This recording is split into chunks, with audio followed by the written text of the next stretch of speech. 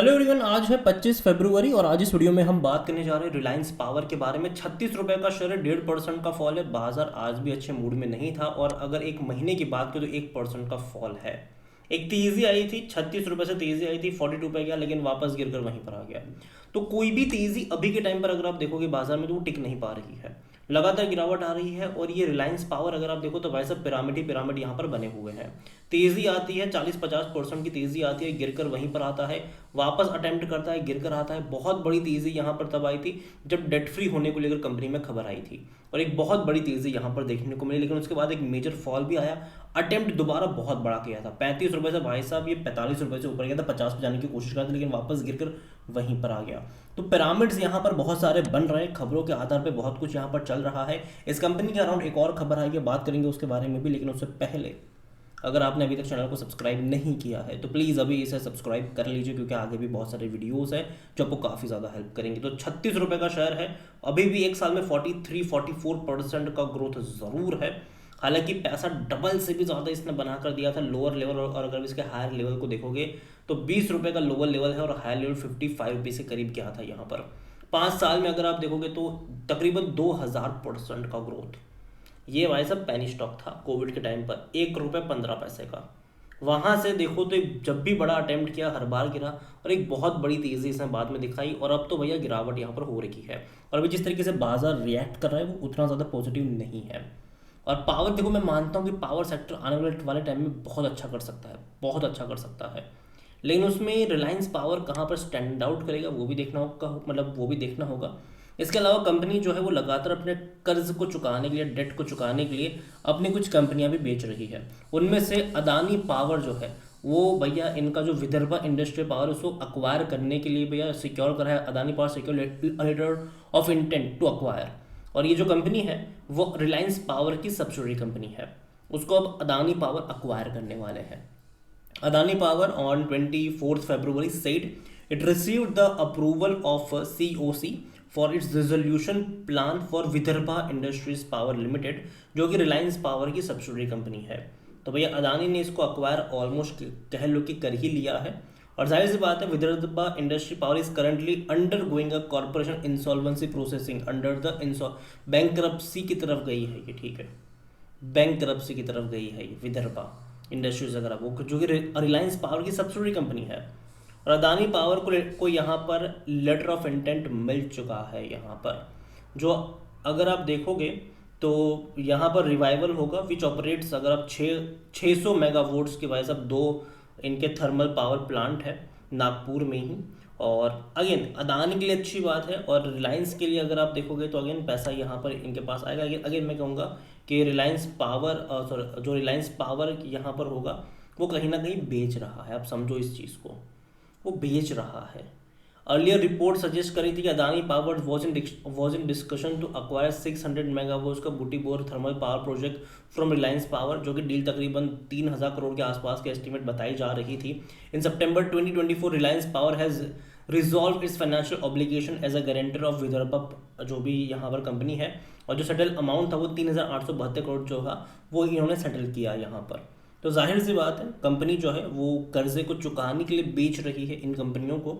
और अगेन इससे अगर आप देखो तो फ़ायदा अदानी पावर का है, और रिलायंस पावर का अगर आप देखो तो यहाँ पर इनका फ़ायदा ये है कि एटलीस्ट कंपनी डेट फ्री की तरफ जा रही है। लेकिन दूसरी तरफ अगर आप देखो तो ये अपने आप को उस तरीके से बड़ा नहीं बना पा रहे, मतलब जो कैपेसिटी है वो बढ़ा नहीं पाए, क्योंकि जाहिर सी बात है अगर ये बेच देंगे तो कहीं ना कहीं इनकी जो कैपेसिटीज़ होगी बिजली जनरेट करनी वो कम हो रही है यहाँ पर, ठीक है। लेकिन अगेन अच्छी बात है ये। और एक और बड़ी बात यहाँ पर ये भी है कि कंपनी का बोर्ड अप्रूवल यहाँ पर मिला है। यहाँ पर अगर आप देखोगे तो फंड राइजिंग यहाँ पर होने वाली है, ठीक है, तकरीबन 11,000 करोड़, जो कि इतनी बड़ी फंड राइज, जो इनमें से 5,000 करोड़ जो होंगे वो QIP का प्लान रूट है।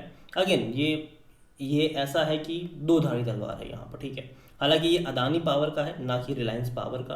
तो जो बड़ी बड़ी कंपनीज है वो भाई साहब लगातार जो है वो भाई साहब कहीं ना कहीं पैसा रेज कर रहे हैं, जबकि रिलायंस पावर अगर आप देखो तो उनके पास वो चीज़ नहीं है, ठीक है। और दूसरी तरफ अगर ये जाते भी अपने कैपेक्स वगैरह को बढ़ाने के लिए, पैसा स्पेंड करने के लिए, तो कहीं ना कहीं एक चीज़ निकल आती है इनके डेट को लेकर, इनके पास के ट्रैक रिकॉर्ड को लेकर, कि भाई साहब इतने करोड़ का इन्होंने पहले डिफ़ॉल्ट करा था और आज इतना सारा पैसा बैंक भी इनको कैसे देंगी। ठीक है, ये कंट्रोवर्सी कहीं ना कहीं आ जाती है बीच बीच में। अगेन ये पॉलिटिकल मुद्दा हो जाएगा तो मैं उस पर बात नहीं करूँगा, लेकिन हाँ ये चीज़ होती है। यहाँ पर जो इसका वॉल्यूम अगर आप देखोगे तो 1 लाख करोड़ से भी ज़्यादा के शेयर्स आज यहाँ पर हमें ट्रेड होते नजर आए। काफ़ी वॉलेटाइल है ये शेयर।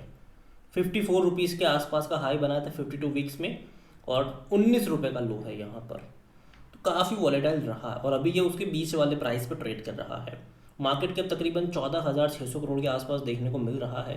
कंपनी के बारे में अगर हम वैल्यूएशन को देखें तो सस्ता है, 6 का पी। लेकिन अगेन मैं कह दूँ, ये 6 पी आपको एक क्वार्टर में बड़ा नंबर आया था उसके चलते आया है। ठीक है, सितंबर क्वार्टर में 2,880 करोड़ के आसपास का इनका प्रॉफिट था, ये एक क्वार्टर के चलता है। वरना एक्चुअली में अगर हम इसको काउंट ना करें तो जो इसका पी रेशियो वो नेगेटिव में अब भी रहेगा। पिछला क्वार्टर दिसंबर का अगर आप देखोगे तो तकरीबन 42 करोड़ का मुनाफा कमाया है, जो कि अच्छी बात है। ठीक है, अच्छी बात है। लेकिन अगेन मैं इस एक क्वार्टर पर उतना ज़्यादा भरोसा नहीं करूँगा। रीज़न सिंपल सा है कि इससे पहले भी एक क्वार्टर में इन्होंने 321 करोड़ का प्रॉफिट कमाया था मार्च 2023 वाले क्वार्टर में। लेकिन उसके अगले क्वार्टर में क्या हुआ, 300 करोड़ का लॉस कर गई कंपनी। उसके बाद तकरीबन 235 करोड़ का लॉस कर गए। उसके बाद 1136 करोड़ का लॉस कर गई कंपनी। तो ये होता है, एक आध क्वार्टर के अच्छे नंबर में मैं भरोसा नहीं करूँगा। ठीक है, अभी इनके आने वाले 2-3 क्वार्टर और इम्पोर्टेंट हो जाएंगे कि उसके नंबर्स कैसे आते हैं, और उसी के ऊपर चीज़ें डिपेंड भी करेगी। और जहाँ तक बात करिए शेयर होल्डिंग को लेकर, जो प्रमोटर की होल्डिंग वो 23.26% की है। म्यूचुअल फंड भैया दूर से ही नमस्ते करे हुए यहाँ पर। डोमेस्टिक के पास 2.80% का स्टेक है, और अगर हम कंपेयर करेंगे इसको तो यहाँ पर म्यूचुअल फंड के पास 0.10% का स्टेक था सितंबर में, बेच बाज के निकल लिए वो दिसंबर क्वार्टर में। डोमेस्टिक अगर आप देखो तो हल्की से खरीदारी हुई, 2.79 से 2.80 पर आए हैं। एफआईएस ने भी यहाँ पर बिकवाली करी, 13.13% से बेचकर 12.96% पर आए हैं। और जाहिर सी बात है, खरीदारी करने वाले तबका एक ही होता है, रिटेल इन्वेस्टर। 26.84% से खरीद कर वो आए हैं 27.79। तो जो भी यहाँ पर एफआईएस ने बेचा, म्यूचुअल फंड ने बेचा, वो रिटेल इन्वेस्टर ने ही ज़्यादातर यहाँ पर खरीदा हुआ है। तो ध्यान रखिएगा उसके बारे में। देखिए ओवरऑल मैं बात करूँ इस कंपनी के बारे में, बहुत बड़ी तेज़ी दिखाई है। ठीक है, बहुत बड़ी तेज़ी दिखाई है। करेक्शन यहाँ पर देखने को मिल रहा है, और मुझे लगता है कि गर्मियों का जब वक्त आएगा तो एक अपवर्ड ट्रेंड देखने को मिलेगा पावर कंपनियों में। लेकिन अगेन वो टेम्पररी होगा। ठीक है, क्योंकि अभी भी अगर आप देखो तो एफआईएस लगातार धड़ल्ले से इंडियन बाज़ारों में बिकवाली कर रहे हैं, जो कि बिल्कुल भी अच्छा नहीं है। पहली चीज़ तो ये कि जो एफआईएस की लगातार बिकवाली है वो रुकनी चाहिए। जब तक वो नहीं होगा, मैं इतना ही कहूँगा, दूर बैठो तमाशा देखो। डेली रिपोर्ट्स आती है कि आज एफआईएस ने कितना बेचा, डीआईएस ने कितना खरीदा। जिस दिन लगातार 2-3 दिन तक एफआईएस की तरफ से बिकवाली की जगह खरीदारी देखने को मिले, उस दिन आपको धीरे धीरे मार्केट में एंटर करने के बारे में सोचना चाहिए। अगेन देखिए, ये मेरा पर्सनल ओपिनियन है। ठीक है, कोई भी इन्वेस्टमेंट एडवाइस नहीं है ये। और अगेन रिलायंस पावर मैं अवॉइड करना पसंद करूँगा जब तक स्टेबिलिटी यहाँ पर नहीं आती। ठीक है, ये मेरा मानना है। बाकी मर्जी आपकी है। वीडियो को यहीं पे एंड करता हूँ। पसंद आया हो तो लाइक करो, शेयर करो। चैनल पर पहली बार तो प्लीज़ सब्सक्राइब करें। और रिलायंस पावर के बारे में आप क्या सोचते हैं वो भी मुझे कमेंट में लिख के बता सकते हैं। Thank you.